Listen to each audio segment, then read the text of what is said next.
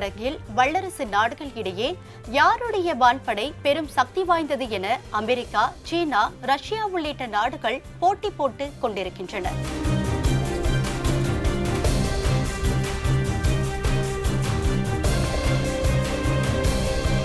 அப்படிப்பட்ட சூழ்நிலையில்தான் உலக நாடுகளை அச்சுறுத்தும் வான்வெளி ஹெலிகாப்டர் போட்டியில் புதிதாக ஒரு ராட்சசன் நுழைந்திருக்கிறார்.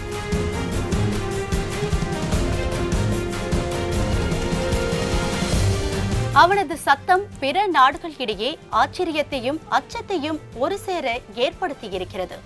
அவன்தான் இந்தியாவின் பிரசந்த் என்னும் ராட்சசன்.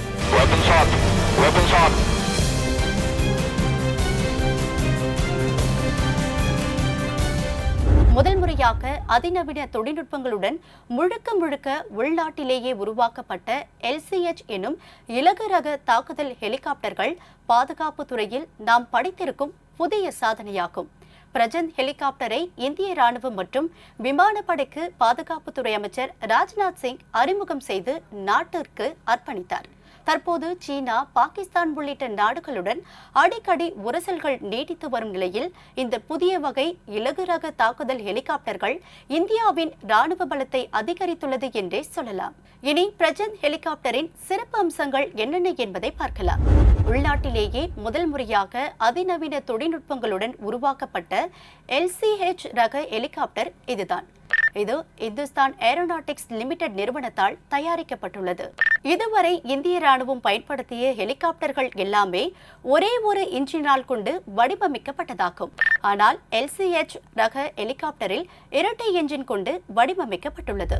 இதன் எடை 5.8 டன்னாக உள்ளது. மேலும் மணிக்கு 268 கிலோமீட்டர் வேகத்தில் பறக்கக்கூடிய திறன் கொண்டுள்ளது. இதில் அதிகபட்சமாக 550 கிலோமீட்டர் வரை பயணித்து செல்லலாம். உலகின் நம்பர் 1 ஹெலிகாப்டராக இருக்கும் அமெரிக்காவின் அப்பாச்சி ஹெலிகாப்டரை அதிகபட்சமாக 476 கிலோமீட்டர் தான் பயணிக்கும் என்பது குறிப்பிடத்தக்கது. உலகிலேயே 5000 மீட்டருக்கு மேல் இருந்து லேண்டிங் மற்றும் டேக் ஆஃப் செய்யும் திறனை இதில் உருவாக்கியுள்ளனர். இந்த ஹெலிகாப்டரில் விமானி மற்றும் துணை விமானி என ஒருவர் பின் ஒருவராக இருப்பது போல் 2 இருக்கைகள் வடிவமைக்கப்பட்டுள்ளன.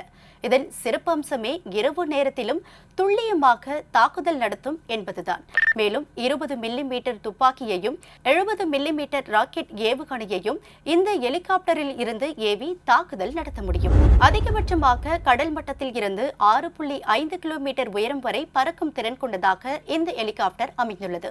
உயரமான மலைத்தொடர்களில் எதிரிகளின் பதுங்குகுழிகள், ராணுவ முகாம்கள், டாங்கிகள் ஆகியவற்றை தாக்கி அழிக்கும் வகையில் அதிக உயரத்தில் பறக்கும் வகையில் வடிவமைக்கப்பட்டிருக்கு. இந்த ஹெலிகாப்டர் கடல் மட்டத்தில் இருந்து சியாச்சின் வரை இருக்கும் எல்லா கால பருவ நிலைகளிலும் இயங்கும் திறன் கொண்டதாக வடிவமைக்கப்பட்டிருக்கு.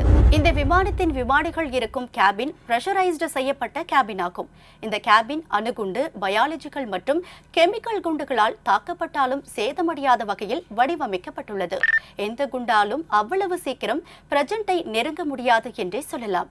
அடுத்ததாக ஹெலிகாப்டர் கீழே விழுந்து சேதமானாலும் விமானிகளுக்கு எந்த பாதிப்பும் ஏற்படாதவாறு உருவாக்கப்பட்டுள்ளது. இந்த ஹெலிகாப்டரில் கவுண்டர் மெஷர்ஸ் டிஸ்பென்சர் சிஸ்டம் பயன்படுத்தப்பட்டிருக்கு. இது எதிரிகளின் ரேடார் மற்றும் இன்ஃப்ராரெட் சிக்னல்களில் இருந்து தன்னை மறைத்துக் கொள்ளும் தந்திரங்களை கொண்டது.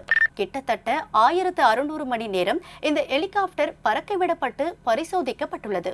அதன் பின்னர் ராணுவம் மற்றும் மத்திய அரசு அனுமதிகளுக்கு பிறகு 15 ஹெலிகாப்டர்கள் தயாரிக்கப்பட்டன.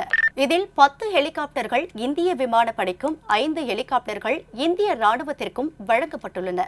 இவை எதிரிகளின் விமான வழி தாக்குதல்களை தகர்க்கவும், டேங்குகளை அழிக்கவும், தரைவழி தாக்குதல்களை தடுக்கவும், தேடுதல் மற்றும் மீட்பு நடவடிக்கைகள் உள்ளிட்டவைகளுக்காக பயன்படுத்தப்பட உள்ளன. இனி போர் அபாய சூழலில் எதிரிகளின் வான்பரப்பில் மே ஐ கம் இன் என்று பிரசந்த் வருவான் என்பதில் எந்த மாற்று கருத்தும் இல்லை.